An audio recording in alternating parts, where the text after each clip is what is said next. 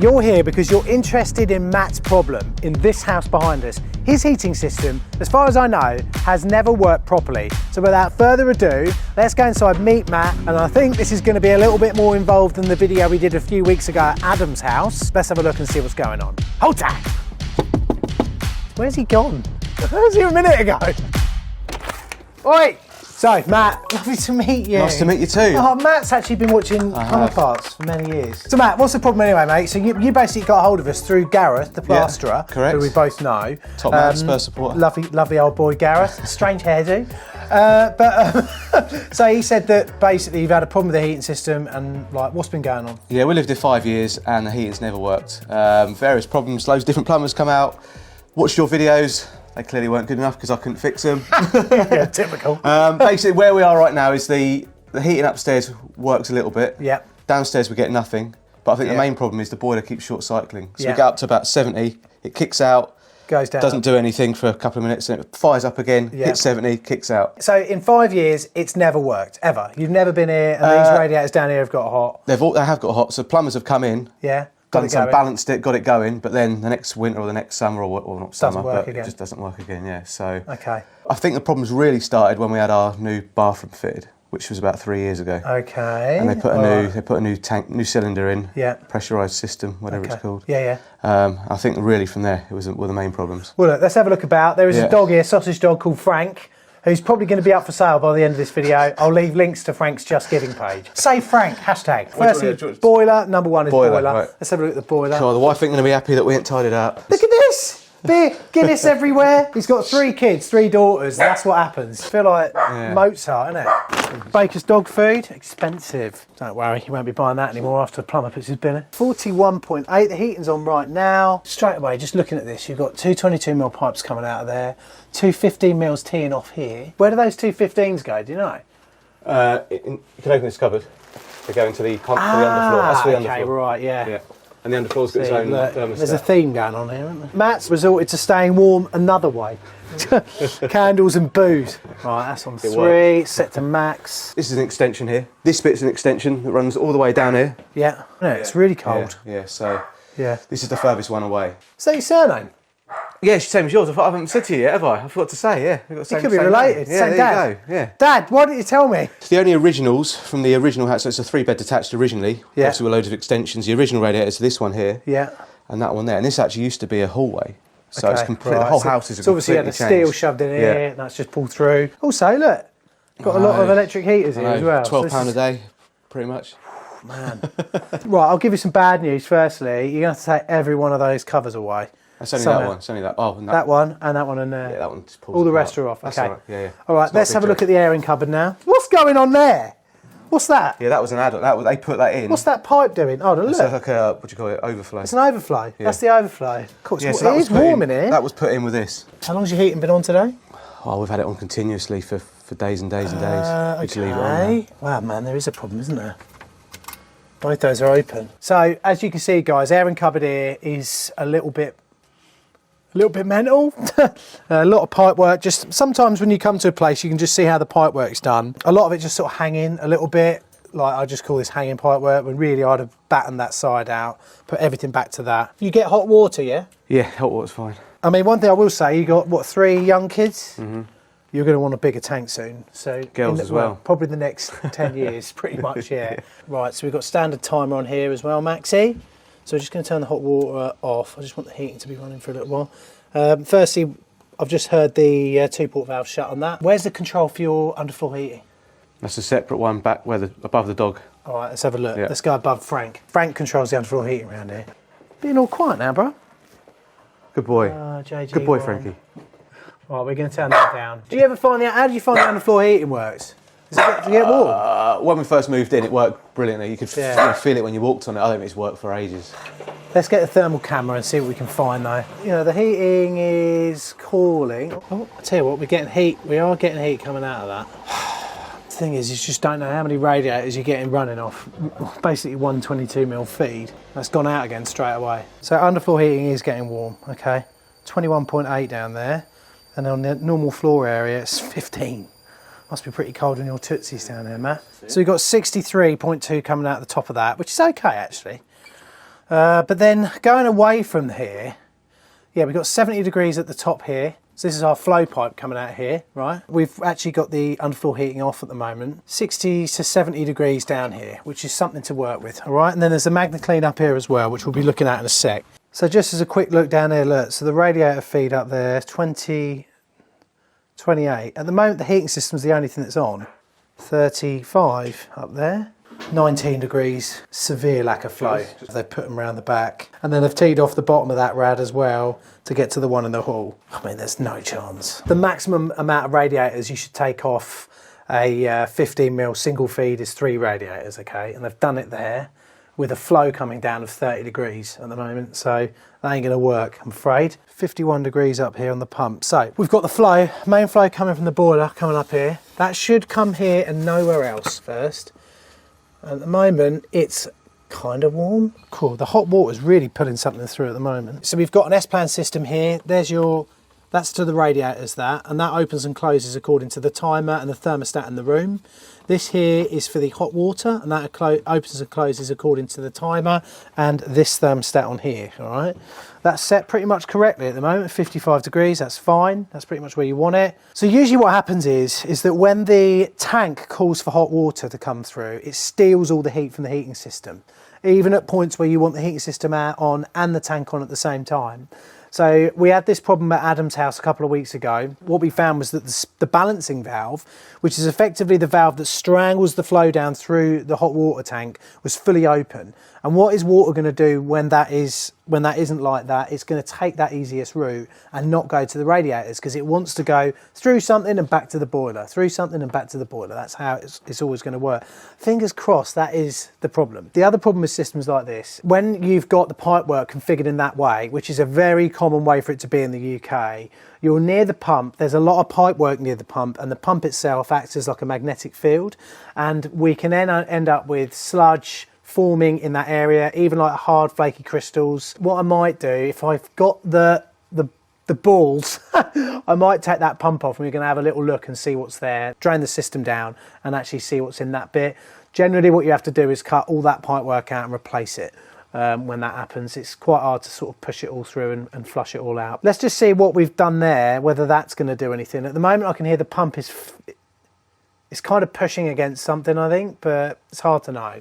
We'll soon find out when we go downstairs with our little zapper. It's just a bit of a mess in there, really. Yeah. I mean, if it was just nicely installed, you didn't watch any videos on YouTube and do this yourself, did you? No chance. All I've done is drain the system out and put cleaning fluid in it and stuff. I will have to pop up and have a look in your off. In fact, can we do that now? Yeah. Let's just have a quick look up there. This is the box for the Christmas tree. So this is the vent pipe I was telling you about. This goes into the top of the tank and literally just vents water in there. Okay, that's it. The feed pipe out is this pipe here. That's a little bit warm, but other than that, it's okay. And the pipe that's actually feeding cold water into the top of that is this one here. So this is the mains cold water in. I just wanted to make sure that this was gravity fed, because sometimes you see the pipes going up into the loft and you go up there and you're like, oh, actually they've pressurised the system, and it's like, yes, I can backfill it really quickly and easily, but that's not the case here. Sometimes what people will do is they'll be like, right, let's bite the bullet and pressurise the system. It's sometimes a bit of a risk, especially on really older systems, because obviously you're putting them under more pressure. I mean, I've done it loads of times and I've not really ever had a problem. The good thing is that what we can do from up here, if we want, is we can use mains cold water from this pipe here, and we can push it actually into the heating system to backfill it that way. But there's a couple of other ways we can do it as well. I'm going to go round first. We're going to balance the radiators together, and then we're going to actually see what we get out of it then, okay? You've got to do all these steps first before you start whittling down and going, right, we have got a blockage, because that's kind of like nuclear option pipe work then. So let's go downstairs, do some balancing.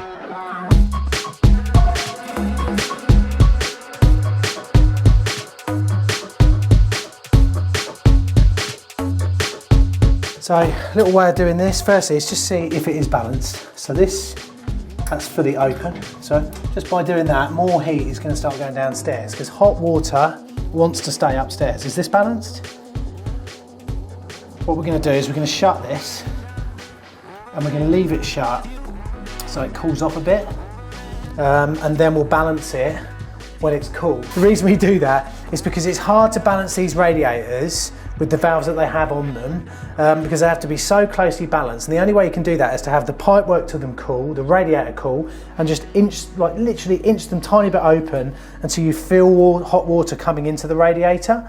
So we're going to leave this one. We'll come back to this one in 15-20 minutes, all right? Let's go and have a look at some others. Right, okay, so this one is baking hot. I don't really want to give that a full quarter. Let's give it a full quarter.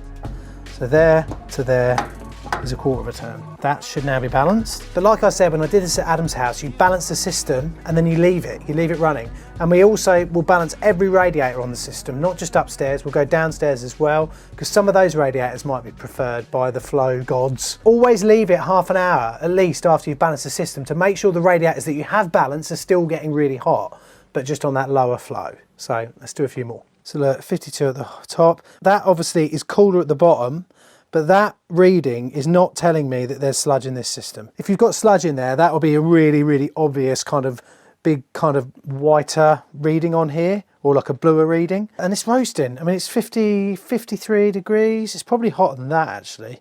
So that's not balanced already, you can tell by the amount I've turned that. So this one just wants this, okay? That might want a little crack more, but we're gonna just leave it for now. And if that gets hot on that flow, I'm happy. Max, you can feel this one. Tell me if you think that's getting baking hot. It's pretty warm, mate. It's reading 57 here at the moment. No cold spots at the bottom. Right, but this one here, we can do the same thing to this one that we did at the in the bathroom, okay? We're getting 53 degrees down here now. That's genuinely getting hot. So I think it's two things I've identified so far. So it's the valves on the radiator, on the lock shield side, are not easy to balance. Okay. So if you might, when you were balancing it, all the plumb overs here before, might have thought, you know, giving it 3/4 or a full turn is balanced, but it won't be on those valves. It literally needs a quarter maximum. And then that one worked. Yeah. But I still couldn't get anything from anything else. Do you have hot water on at the same time? I would have done, yeah. Yeah. That's what it is. That's the other major problem. So that hot water valve is fully open, and that should be pretty much shut. Right. So it's effectively balancing the hot water tank. I'll have tea. Yeah, we don't drink tea. I thought we had some coffee. We don't drink it in this house. So. Like you, Max, you don't drink coffee, do you? You say it tastes like burnt sticks.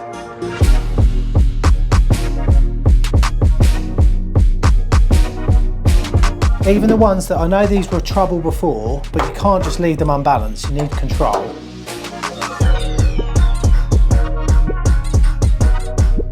This one is like the hallway radiator coming in, similar to like a shop. You know, you get their air heaters over the doors. This one really does want to be pumping. That ain't pumping too much. Just give that another 10 or 15 minutes, I think. Oh, that's quite a good sign, to be fair. It's not taking a lot from here though. That is very common, like when you have underfloor heating systems just teed into the flow and return of the boiler without any control elsewhere. It's really important that you actually do have that little bit of spill back. So we might have to go upstairs and just slightly tweak that return valve a little bit, otherwise the pump starts to stress upstairs, creates air, dead water. That can be a bit of a problem. Let's just give it 10 minutes, have a cup of tea, see what's getting warm, okay?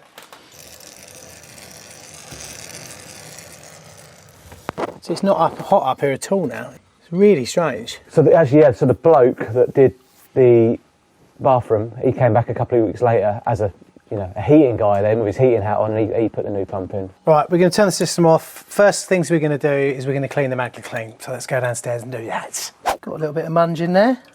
Do that on next door's dry. Who's at our house?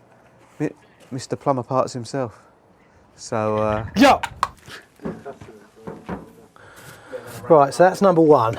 We clean that out. We've ticked it off the list. Number two is not going to be as easy, I'm afraid. The water out the system is it's dirty looking. I mean, I've seen a lot worse. MagnaClean was dirty. It does say to me that we could have blockages elsewhere, and there's only one place it can happen, and we've got to get there to find that out. Ah! I thought I'd broken the back of it. Got everything hot, and then it just went out again. This is my dad's doing this, just so you know. My old man did this, I'm sure he did. Why tie wrap it up, Dad? That's a bit manky, isn't it? So, clean the MagnaClean. The next thing I want to check is the pump, and I need to check it physically. So I need to drain the system out, which is what we're doing now. I've got a hose outside. Then we're going to whip the pump out quickly. I'm going to check the pump impellers just to make sure they're all right. But the main thing I'm going to do is actually open up the valves either side of the pump and make sure that those valves haven't furred up, because that can be an area where it furs up. And also while I'm here, I'll be able to get me screwdriver up there and just give that a bit of a stick up there and see what we've got. One thing I've just noticed is when I was draining out, the return side is really cold. The flow side isn't. Both sides should be cold, which could say that it's that there's a wee bit of a blockage.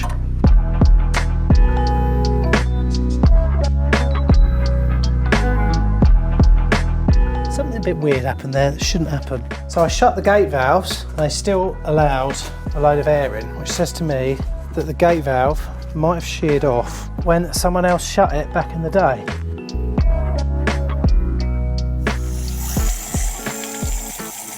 Look in there, see the impellers. Impellers are pretty clear. Then you can test to see if it's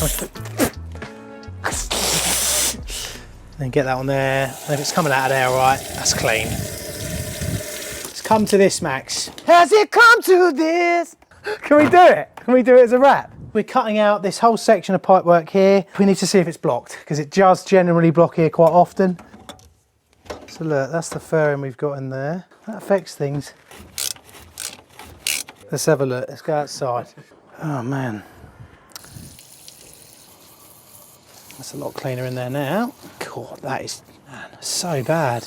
It's enough to disrupt it. Oh, there is a lot in there. It's because the magnetic field of the pump if there's any rusting going on in the radiators, it tends to just start clagging there over the years. And you can just tell it's heavy. Oh, it's way heavier than it should be. That's a bit of a problem there, isn't it? Let's just make a new bit up, we'll pop it in, all right? I mean, if that ain't the problem, we know it is a problem, so it's another thing ticked off the list, isn't it? So a lot of you may have heard me go, oh, near the pump, it's like a magnetic field, and that is often where you will get build-up of magnetite and scale and stuff, and this is an exact example of it, okay? I mean, if you felt how heavy this was, you'd be like, wow, that's pretty heavy, yeah? This is a huge reduction in flow. I mean, this is basically like the arteries of the heart of the system getting filled up with cholesterol, all right? And we're not going to put statins in there. We're just going to cut it out, okay, and replace this piece of pipe. The problem is how much of the rest of the system is like this. Fortunately, thank you very much, the rest of the system is not near the pump, so it won't be as bad, but there is going to be scale elsewhere in the system, but we have to do this just to sort of get this all ticked off and out of the way. So this bit is that sort of shape. So we're making a new piece up just like that, and we're going to manhandle it in there and get it all soldered in and done. I think it's going to make quite a big difference. I mean, thanks to your scouring pad, this is probably one of the worst scouring pads I've ever been given by a customer. Blame the wife, don't blame me. Do you want a bit of sandpaper or anything? No, that's all right.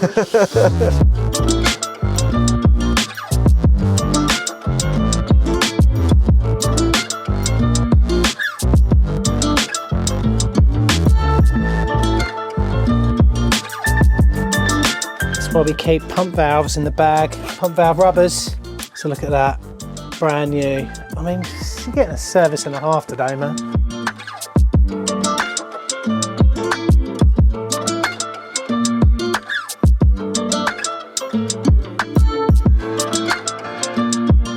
Welcome back.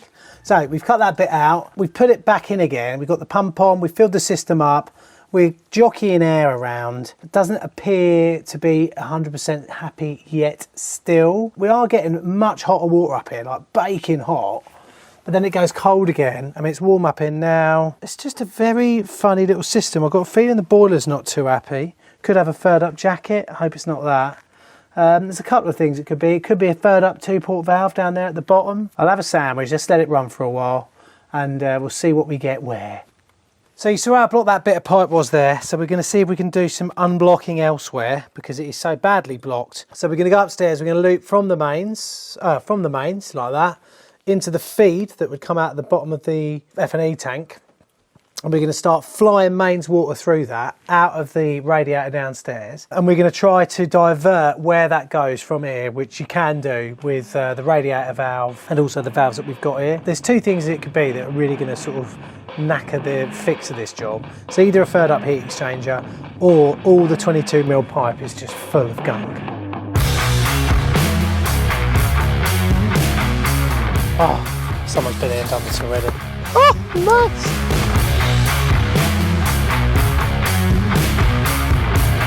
Right, now with that we can backfill from the mains like this. You need to cover up the expansion pipe there so that we're flying it through in. Tell you what, have a look out there and see what colour it is. That'd be nice. Nice to see. It's good he is, isn't he? At the end of this, he's going to invoice me. So what we're trying to do is stopping the water from spilling through the radiators. We want to force the water to go where we want it to go. What's it look like? Oh yeah, look at that. Right then guys, to recap, we've cut that big old bit out and that actually got the heating system going. So we now know what we got to do. We've got to get some cleaner into this system because we've cut out the most clogged up bit, and I'm going to leave the cleaner in there for a couple of days, just swilling about, and then we're going to come back, I'm going to pressurise the system, then we're going to magna cleanse it, and then I'm going to go around with my big old camera and show you how it's going. Oh, yeah! So, Matt, how's it been going? Has the system been working all right? We've got heat, yeah. It's been running brilliantly. Yeah, we've got heat now. So, very happy. Great job. Yeah, so now we've got to actually get her cleared up and cleansed. But so firstly, I'm going to shove this stuff in here and then I'm going to go away until Thursday. That's how we do it. Sounds good to me. Yeah. But I'm really happy to see it's not short cycling anymore. Yeah, you should get it's loving life, isn't it? 72 normally. Let's turn the old girl off though. So guys, if you're ever doing if you're dosing your system, turn the boiler off, and then while you're here, just make sure as well that the pump's off. Yes, that's off, and we're just going to switch these two off as well, just like that. So we're just turning the whole system off now. If you have a MagnaClean or a magnetic filter, that is the perfect place to put in your treatment. Obviously, as you guys know, we've got a MagnaClean here just above the boiler. So we're going to go and put some ADMC5 in here now. Right, so here's our MagnaCleanse here. Bit of an old school one, but still it's a beast. Look at that. Around the sides here, obviously, as you're probably all aware, we've got a couple of little valves. We're just going to switch them to the off position now to get everything into the off position, which is like that. Right, I'd be very interested firstly to see how the MagnaCleans sort of build up. So I've just slackened that off to make sure the valves are holding. So as you can see, we've still got loads of crud in here. So let's give this a quick wash out and then I'll show you how to get a nice little tub of cleaner in this system. Right, I'll tell you what guys, because we're a bit constricted up here, I'm not going to use the MagnaClean to get this in. I'm going to just slacken off the nuts on the towel rail. Usually I'd use this, but the newer versions of this particular product have a drain off at the bottom. But look how close we are to the boiler here. We don't really want to be slinging loads of water out everywhere. So I'm going to go up to the bathroom and use the bathroom towel rail, which is a way that you might want to do because it is possibly the easiest way, and also you're generally in a room that's kind of already watertight if it's been done properly. So we're going to just knock off this towel rail here, might as well turn the system on again, so we've got it going all nice and warm and get it in.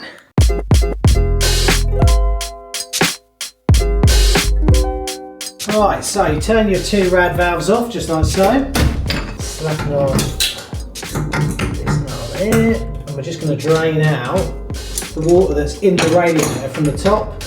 Usually just give that a little bit of a waggle, and there you go, you start draining the water out. To make that quicker, pop up here. No, a little bit on the underside of this, I bet there's loads of crud. It's just crud everywhere.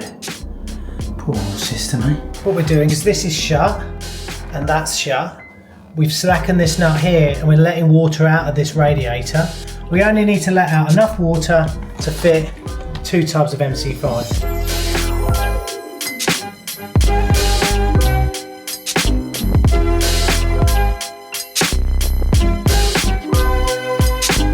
Right, okay, it's drained off enough there now, I'd say. What I'm actually going to do, I'm going to put 1.5 tubs in. Little tip for you as well, you can make this so it doesn't glug when it comes out. So you take the cap off and you'll see that underneath the cap we have this protective bit here. Just get your adjustables, pop one little hole in like that, and then one little hole in like that, and you've effectively made your own jerry can. So we drain loads of the water down in this radiator now. We should have loads of room to put in our cleaner. No glugging or anything like that. It's just a nice easy way of doing it, isn't it?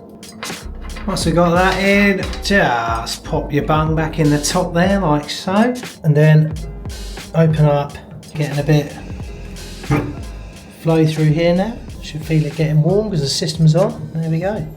Now it's off round circulating around the system. Last thing I need to do is just vent this top bit out and then we're all done. Just get the whole radiator hot. So in a couple of days time, we're going to put in a pressurised, lightly pressurised system that's going to sit just above there. We're just going to sort this whole system out in one big fat go. There we go. There's Matt.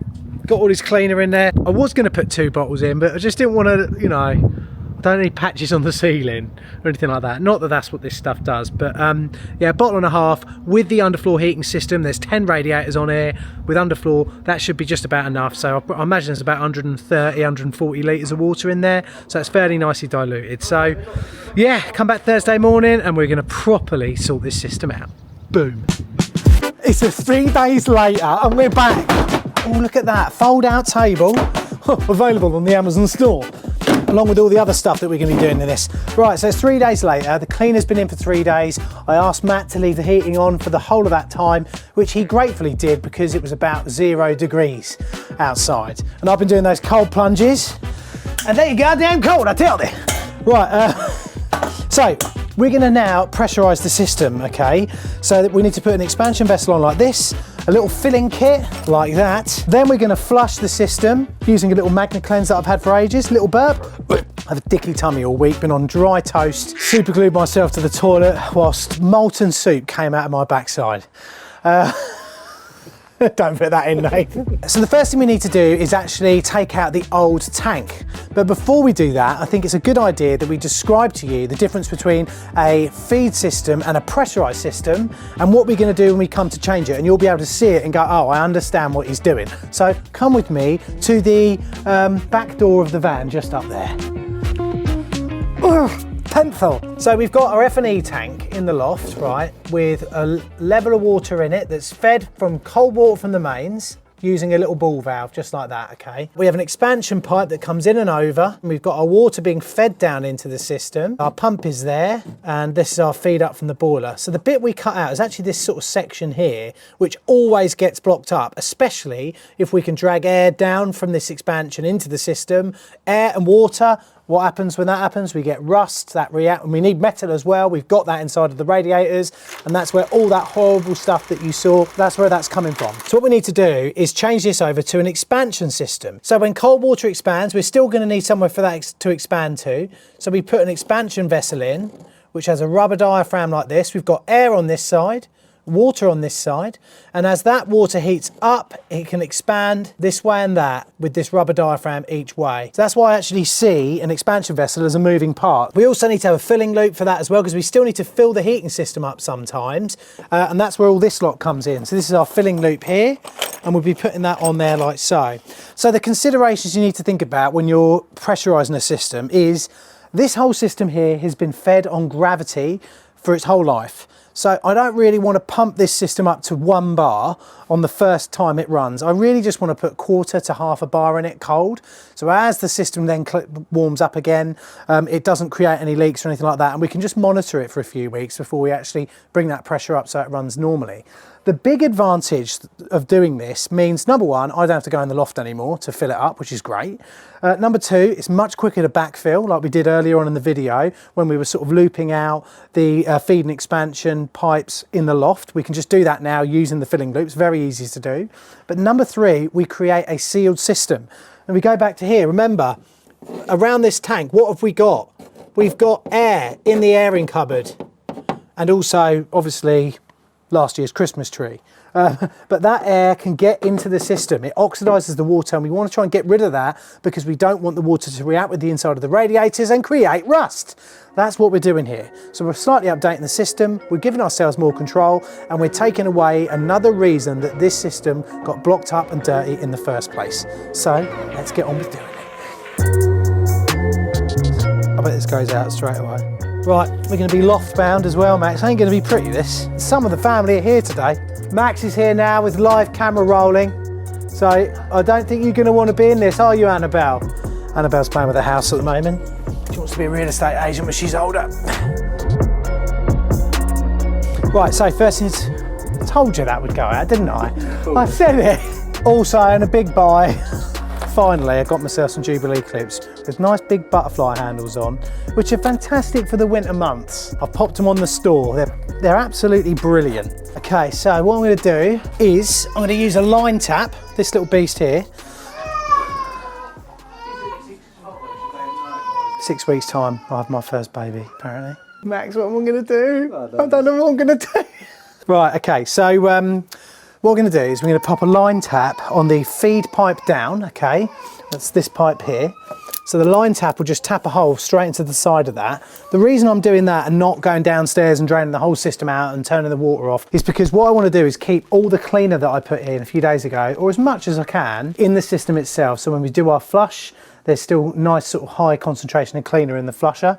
So that's why we're going to do that. And also it's just generally a lot easier. We're not draining the whole system out. We're not creating airlocks and other problems. It's just a little bit easier for me. Before I do that, let's turn all the heating off.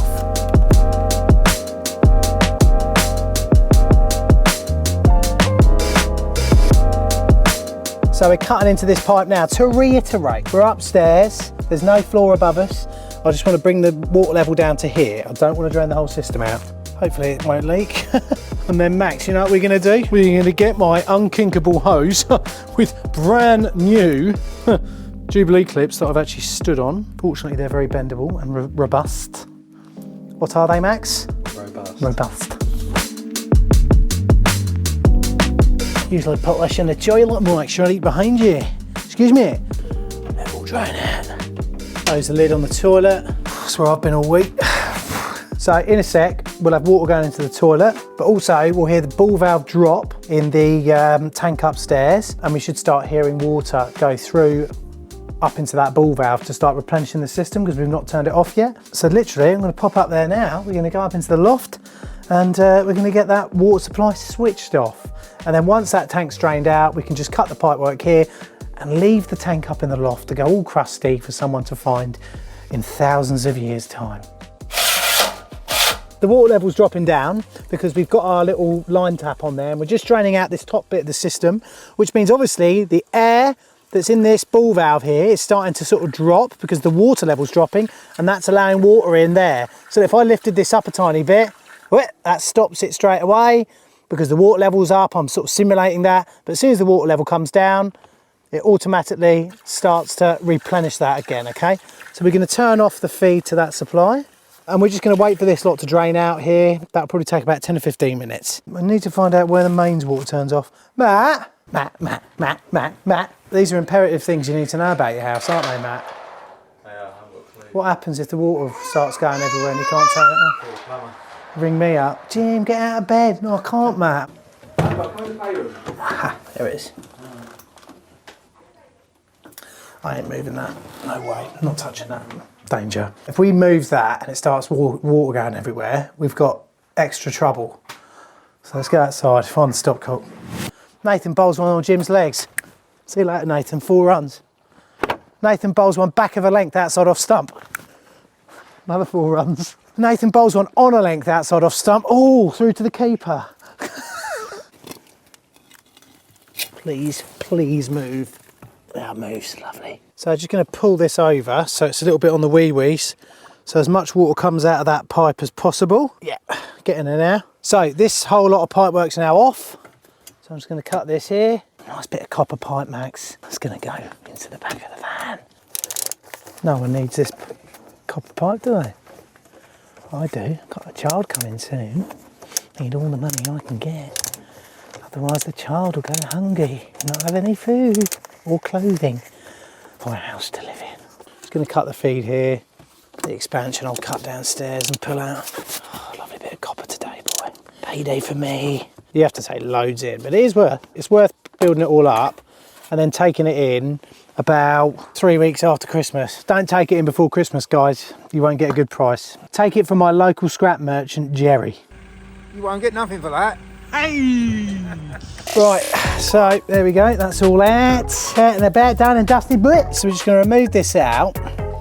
Dropped a little screw, Max. Just knew that was going to happen. Okay then, Max, sure. What we're going to do now is, so we've got our little hole there. There will be a little bit of water. Should be water just sort of floating here. But I should just be able to cut just below that, just there, right there. This bit should actually just pull out now. This is going to the scrapyard. Look at that lovely bit of soldering. Sure didn't fit this.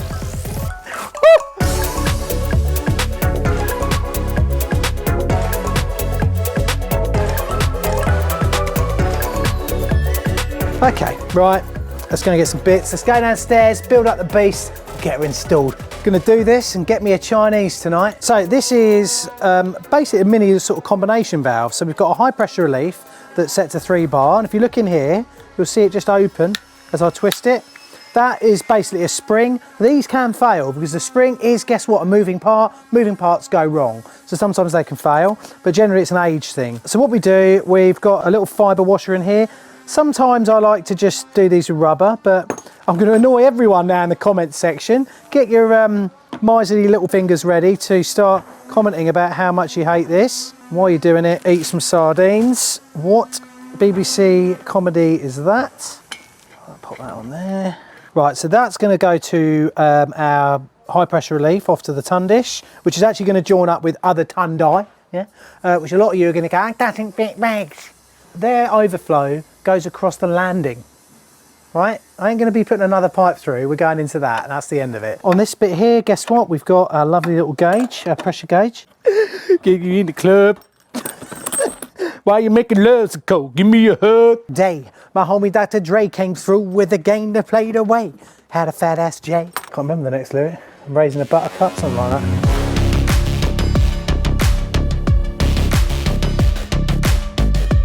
So, the valve.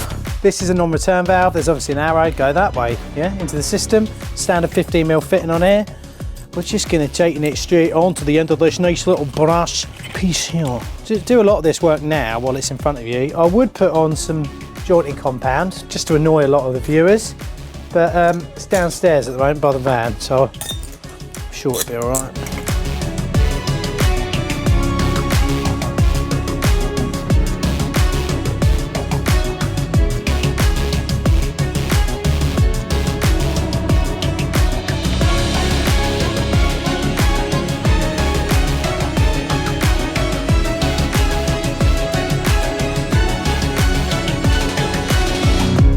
Get in. No noise soldering. Oh. Ah! I nicked this towel. When I got here, this was clean. Now it's mine. Right, all that's done. I'm going to turn the water on and then I'll tell you what you've got in front of your eyes. The system is back up and running. Just whacking on an automatic air vent there. Hopefully this won't suck, but we'll see. So we've got a valve here because this is actually a moving part, and it'd be remiss of me to not put a valve underneath it, because otherwise if someone wanted to change it, they'd have to drop the pressure out of the whole system, maybe drain it down, and now they don't need to do that because we've got this little valve. One thing that's really important with these systems is that there's no valve on this pipe here to the system, all right? Because then someone might be able to shut that off, we lose the expansion, and then we start getting troubles. So we've got our pipe coming up with water in it, and it comes into our automatic air vent area. There's a section that's got a tiny, tiny, tiny little hole in it. And basically we've got a little float that is hinged underneath here, that's full of air.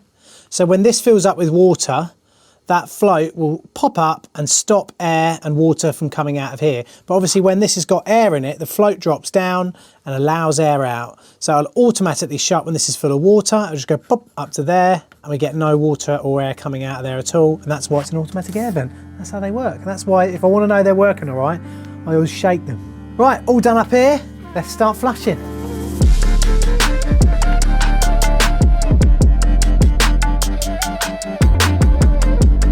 So these here are the same magnets as the one in there, but obviously the one in there is about that long.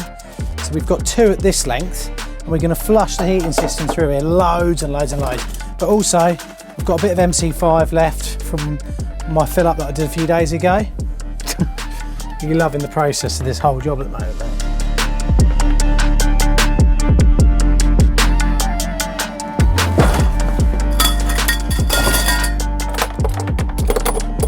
Oh! Right, so we've got our flusher connected up to where the MagnaClean was. So it's flushing any water before it goes into the boiler. For a little while, you're gonna kind of have to let the air go to where it's got to go, because this can take a few minutes. And you usually just do that because the pump will hold it in position. Right, so we're just flushing the hot water coil at the moment. We're not doing the heating at all because it's the first thing we can do nice and easily. So, I mean, the hot water coil I'm pretty sure is quite clear actually, but we'll just run that through there now. Let's pop down and have a look at the magnets. Let me show you what's going on. We've got water coming in at the bottom here and then going out, past over our magnets and then back to the boiler. So if you actually look at there is some air in there. I just want to get this airlock out. See this here? I mean, this is actually what happens. So there's an airlock. That's kind of what it looks like, but I mean, it's not a very bad one, and usually a system would clear that out itself. But what you do, you'd vent it like that, and now it's gone. Oh, let's see what was in here as well. Yeah, see, still quite a lot of crap on there. That's that side done though. Right, heating side now. Shut down every radiator bar one, and then we're going to agitate that radiator, and then we'll go along one by one. Right, so every radiator's off. Got me Bosch Professional GBH 18, GBH? That's what it's going to be. Every radiator's off, apart from this one here. Should be getting a lovely bit of flow through here now. Agitating that. And then if this rad was like completely covered in black stuff, we'd see a difference in the colour of the hoses downstairs. But I'm not downstairs and nor is Max, so we don't know. But I'm pretty sure there will be.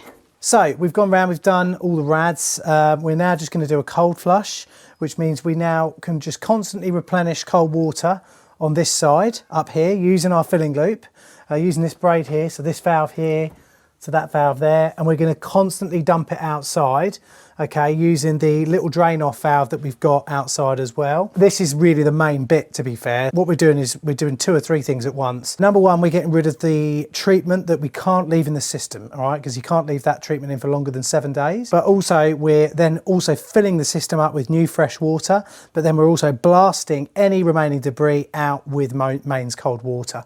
So it takes a few seconds to set up, but the first thing you've got to do is turn the system off. Number one, everything goes off. The only thing I'm going to leave open is the ball valve. I'm not going to open this up just yet until we've got the other end open, all right? That's the first thing we've got to do, so let's go down and grab it. Right, I'll go and turn it on now. You should see water coming down through one of our hoses. So that's stone cold now, that rad, which means we've pushed everything through. It's cold at the bottom as well, which means all the stuff's come out. This one's been a trouble rad. Flushing these rads out, boy. Well, that was good. Got a lot of crap out there. Look. See, look, that there could be the sole cause of all of it. That came back out of the boiler, that did. And we caught some off this as well. So look, we have got rid of quite a bit of muck today. Right then, Max, so, and people who are watching. So what we did, we had our cold feed coming in. So cold water main in, okay, coming into the system. Just above where we had our expansion vessel, like so. Radiators, then a valve for the hot water system. Hot water coil goes like that and then back to the boiler. Radiators through each rad, up, some up there, some down there, some there, but they all go back to the boiler in the end. So what we did for a long time is obviously we've got our flow that comes out the boiler here all the way around like that. Hopefully you're understanding this, with our pump. So what we did for ages, we just pumped our solution around and around this, all of this, for about 3 days to get it all nicely broken down. And then once we did that, we took off the MagnaCleanse that is at the end here, connected our magnets into this side, magnets, and we started passing all this water through our magnets, through the boiler and then back round. And then after a while we were like, right, I've had enough of doing that. We shut this valve here, we had a drain off on here, and then we started allowing water in. First thing we did, we put water through the hot water tank, through and then straight outside. And then we did each radiator individually, forcing water at high pressure through each one of those radiators to clean each one of them out fully, especially since we'd already done all the loosening off because we put in the MC5 for 3 days. And then after that, as a last thing, I actually had a valve on this side here that I could shut off, and we forced water back through the boiler, cleaned all the boiler out, and then we got a big old chunk of black horrible stuff that came out, went outside, and actually we caught that on the magnets as well. And that's it. Filled the system back up again, inhibited the system, balanced all the radiators back out, and now every radiator is getting baking hot. It's taken best part of a week, but most of that is just popping in, getting that stuff, all the chemical and everything put through. The main thing that we had to do though was removing that piece of pipework at the top, that loopy bit that you saw it had all that horrible blockage in it, and then actually upgrading the system so it's pressurised. So hopefully you'll be able to go back now as I continue to get all the radiators working and have a bit of knowledge as to what I'm doing.